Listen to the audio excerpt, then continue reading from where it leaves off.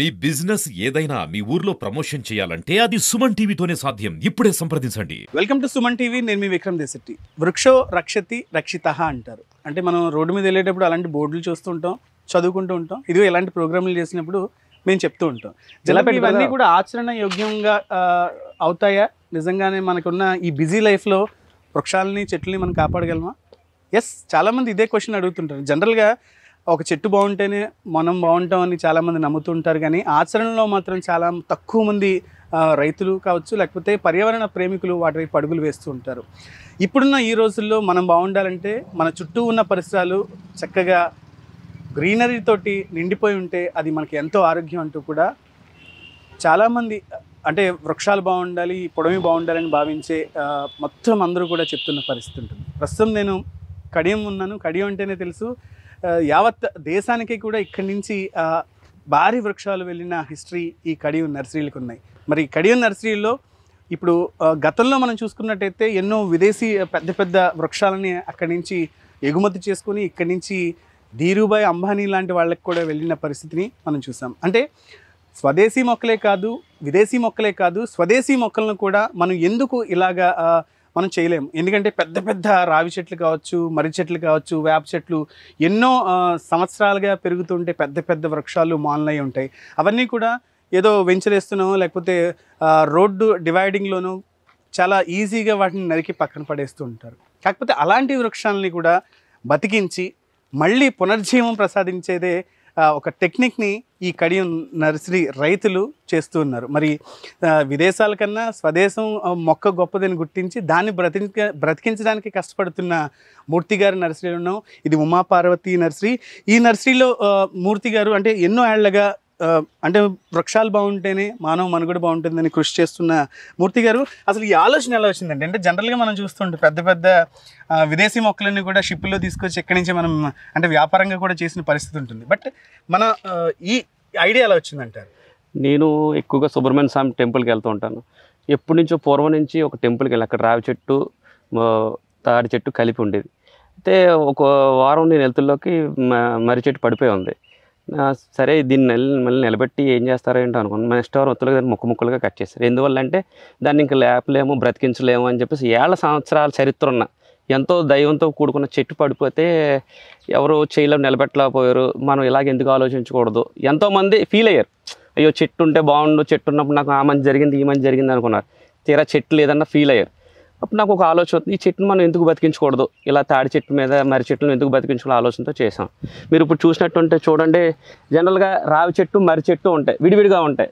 ఇది రావి చెట్టు మర్రి చెట్టు కలిపి ఈ భాగంలో చూసినట్టయితే మర్రి చెట్టు ఉంది, ఈ పై భాగం చూసినట్టు రావి చెట్టు ఉంది. ఈ రెండు కలిపి ఉండవు సాధారణంగా. అలాగే మూడో భాగంలో మీరు చూసినట్టు జువ్వు చెట్టు ఉంది. ఈ జువ్వు చెట్టు 3 in 1 కలిపి ఒకే చెట్టులో ఉన్నాయి. ఇది అసలు ఎక్కడ జరగదు. వేప కూడా 4వది ఇందులో అవుతూ ఉంది. కానీ ఇలా ఎక్కడ ఉంది 3 in 1 కూడా ఒక దానిలో మన పూర్వం నుంచి వస్తున్న మన సాంప్రదాయం, పెద్దవాళ్ళ నుంచి వస్తున్న విదేశీ మోజులో పడి అంటే మనం ఆలివ్ ట్రీలు కానీ ఇలాగ కంటైనర్లో 70 లక్షలు 80 లక్షలు తీసుకున్నాం. మన మొక్కలు మనం ఎందుకు డెవలప్ చేసుకోలేం, మనం ఎందుకు ఇలా చేయలేం?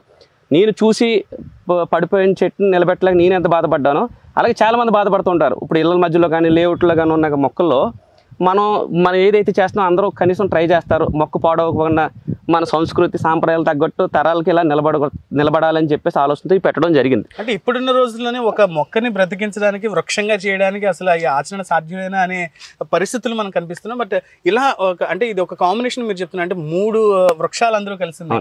ఇది తీసేటప్పుడు కావచ్చు, లేకపోతే దీన్ని జాగ్రత్త తీసినప్పుడు అంటే ఎంత శ్రమ దీని వెనకాల ఉందంటే ఏం చెప్తారు? దీని శ్రమ చెప్పాలంటే ఇది ఇంచుమించు 4 నెలలు 3 నెలలు కష్టపడవలసి వచ్చింది. హైడ్రా కెనాల్తో కానీ మనుషులతో కానీ యంత్రాలతో భారీ యంత్రాలతోనే చేయవలసి అవుతుంది. ఈ ప్రస్తుతం కర్ణాటక, తమిళనాడు అటు సైడ్ తమిళనాడు వాళ్ళు ప్రతి నక్షత్రానికి ఒక మొక్క ఉంటుంది. మేడి కానీ జూ కానీ రావి కానీ ఇలాగ ఒక నక్షత్రానికి సంబంధించి రీసెంట్గా మనం టెంపుల్కి ఇచ్చాం. మనం ఎలా అయితే తెచ్చామో దీన్ని ఎలా బ్రతికించగలం అంటే మనం క్రింద చూసినట్టయితే ఈ క్రింద భాగం అంతా ఇసుకేసాం.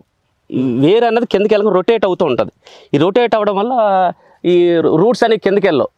మనం చెట్టుని ఏ సైజులో కావాలితే ఆ సైజులో పెద్దది అవ్వకుండా బిల్డింగ్ పాడవకుండా కట్ చేయగలరు. పెద్ద పెద్ద దేవాలయాలు అయితే కట్టగలరు, పెద్ద పెద్ద వృక్షాలు ఎవరు పెంచలేరు. సో దేవాలయాల్లో కానీ ఎక్కడైనా కానీ వీటిని ఉపయోగిస్తే వాటి సంస్కృతికి బాగా ఇదవుతుంది, ఉపయోగపడుతుంది అనే ఆలోచనతో నేను చేయడం జరిగింది. అంటే ఇదంతా చాలా రిస్క్ ఫ్యాక్టర్ తోటి, అంటే మీరు ఎంతో వెచ్చిస్తారు, అంటే లక్షలు ఖర్చు పెట్టుకుంటారు. క్రెయిన్ అంటే ఇప్పుడు మామూలుగా క్రెయిన్ రాదు, హైడ్రాల్ క్రెయిన్ అంటే గంటల్లోనే వాళ్ళు ఎక్కువ తీసుకునే పరిస్థితి.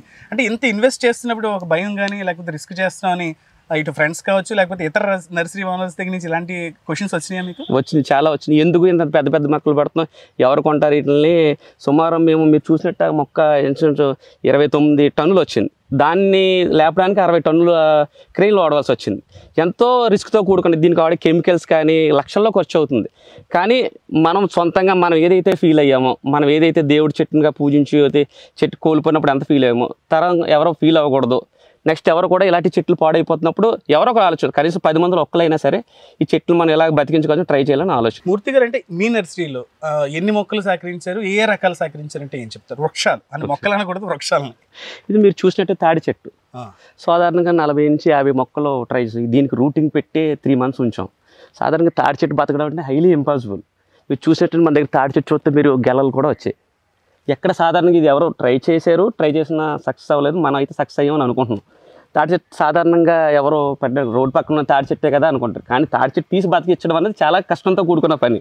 కానీ ఎన్నో రోజులు ఎక్కువ 3-4 నెలల్లో దీని మీదే ఎక్కువ రూటింగ్ పెట్టి దీనికి రూట్స్ అయ్యి వచ్చాక దాన్ని డెవలప్ చేసి తెస్తే ఇప్పుడు గెలలు వస్తుంది.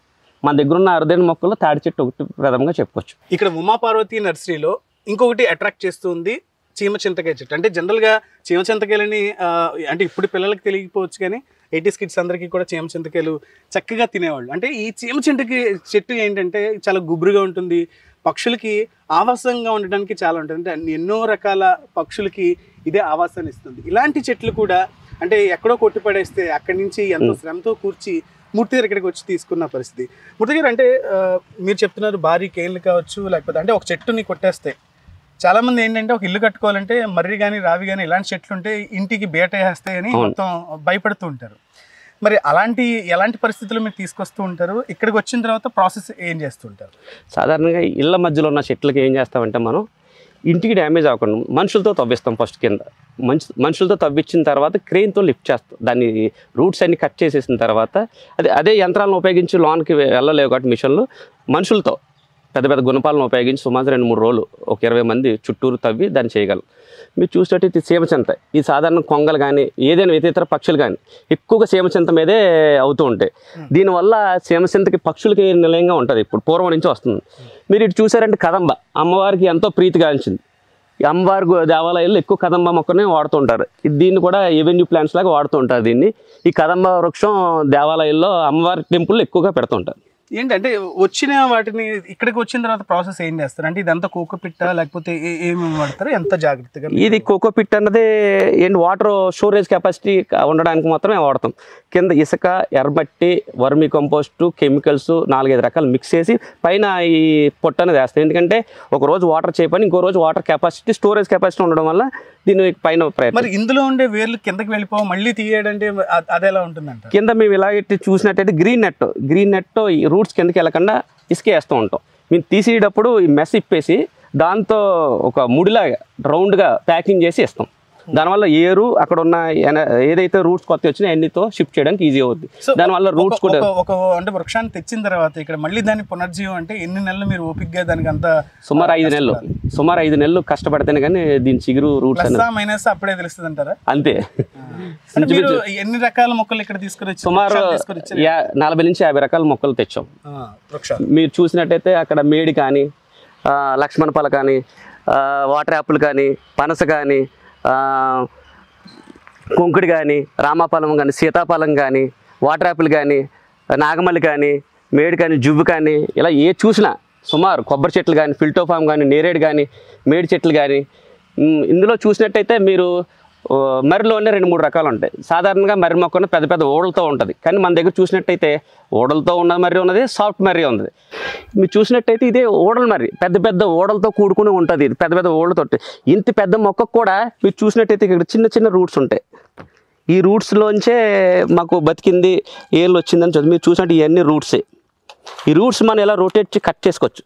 కట్ చేసుకోవడం వల్ల చెట్టు పెద్దది అవ్వకుండా ఇలా కింద దీని కింద మెస్ కింద కూడా ఇసుక ఉంటుంది.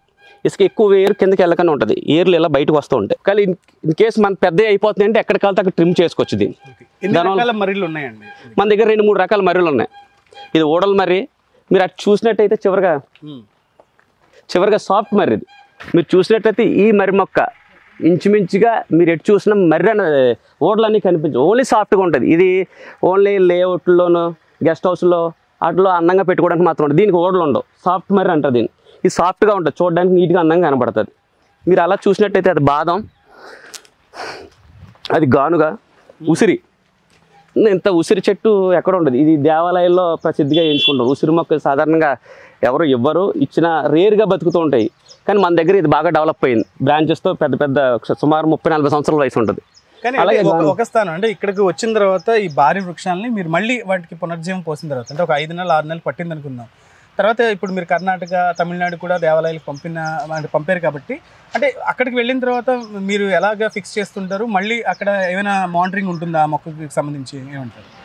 మేము మొన్న వెళ్ళినప్పుడు వాళ్ళు మీరు అక్కడికి వచ్చి గైడెన్స్ చేయాలి, మీరు ఇక్కడ ఎలాగైతే చేశారో అలాగే మాకు ఇంప్లిమెంట్ చేసి చెప్పాలి అన్నారు. మీ ఇక్కడి నుంచి మా టీం అంతా వెళ్ళి మొక్కని ఎలా అన్లోడ్ చేయాలి, మొక్కను ఎలా నిలబెట్టాలి, మొక్కకి ఎప్పుడెప్పుడే ఏం చేయాలని మేము చెప్పి చేసాం. ఎందుకంటే మొక్కను బ్రతికించడం ఒక ఎత్తు అయితే దాన్ని పట్టుకెళ్ళడం ఒక ఎత్తు, దాన్ని మళ్ళీ సేమ్ మన దగ్గర ఏదైతే డెవలప్ అయిందో అలాగే అవ్వాలని మన కోరికతో మనం అక్కడికి వెళ్ళడం జరిగింది. మూర్తి గారు ఇంత శ్రమ కోర్చి ఈ వృక్షాలని మళ్ళీ పునర్జీవం పెట్టి చక్కగా అందిస్తున్న పరిస్థితుల్లో మీరు అంటే మీకు ఎక్కడెక్కడికి పంపించగలరు? ఎంత దూరం అయినా మీరు ట్రాన్స్పోర్ట్కి ఎలా పంపించగలరు? ఏ రాష్ట్రం నుంచి అయినా దేశంలో ఏ మూలకైనా మనం పంపించి ఇక్కడైతే ఎలా బ్రతికించో మళ్ళీ అక్కడ బ్రతికించే ఏర్పాటు చేయగలం. ఏమేమి రకాలు ఎక్కువగా ఉన్నాయనుకోవచ్చు? రావి, మర్రి, జువి, లక్ష్మపాల, సీతాఫల, రామాఫల, తాడి చెట్లు, కొబ్బరి చెట్లు, మేడి, సీమసెంత, ఉసిరి, గానుగ, టెంపుల్ రీలు, అన్ని రకాలు సుమారు తెల్లమద్ది, నల్లమద్ది, ఫిల్టోఫాము, మీరు చూసినట్టు బాదం చెట్లు, ఇంకా రకరకాల ఇంచుమించు 40-50 రకాలు వేస్తాం. పనస కూడా ఎక్కడ రాదు, ఎందుకంటే పనస కొంగురిగా చెట్టు. కష్టపడుతూ ఈ వృక్షాలను మళ్ళీ పునర్జీవం పెడుతున్నారు, ఇవన్నీ కూడా చక్కగా ఎదగాలి. ఈ మొక్కలన్నీ కూడా మీరు ఇలాగే కాపాడుతుండాలని సుమన్ టీవీ మనస్ఫూర్తిగా. Thank you. సో మనం చూస్తున్నాం అంటే విదేశాల నుంచి పెద్ద పెద్ద కంటైనర్లో మొక్కలు తీసుకుని కన్నా స్వదేశంలో మన చక్కగా మన మొక్కల్ని మనం బతికించుకొని మన భావితరాలకు అందించడం ఒక గొప్ప విషయం అంటున్నారు. అంటే ఇక్కడి నుంచి ప్రధానంగా లేఅవుట్లు అంటే ఇప్పుడు కల్చర్ మారింది, లేఅవుట్స్లోను కూడా మొక్కలను వేసి అట్లా వృక్షాలు అయ్యేంత వరకు అంత ఓపిక అంత టైం కూడా లేని పరిస్థితుల్లో ఏమైతే ఇలాంటి బతికి వస్తున్న మొక్కలు ఉన్నాయో ఇవే ఇక్కడి నుంచి పట్టుకెళ్తున్నారు. ప్రధానంగా దేవాలయాల్లో పెడుతున్నారు. ఎందుకంటే ఒక దేవాలయానికి వెళ్ళినప్పుడు ఖచ్చితంగా అక్కడ పెద్ద భారీ వృక్షం ఉంటే అప్పుడు ఉండే వైబ్ వేరేగా ఉంటుంది. అంటే అంత దైవ చింతనలోకి తీసుకువెళ్తుంది. కాబట్టి ఇక్కడి నుంచి వివిధ రాష్ట్రాలకి పెద్ద పెద్ద వృక్షాలన్నీ కూడా వెళ్తున్న పరిస్థితి. ఇలాంటి వృక్ష ప్రేమికులు మరెన్నో విజయాలు సాధించాలి, ఎన్నో వృక్షాలను బ్రతికించాలని సుమన్ టీవీ మనస్ఫూర్తిగా కోరుకుంటుంది. కెమెరా పర్సన్ గణేష్తో విక్రమ్, సుమన్ టీవీ, కడియం.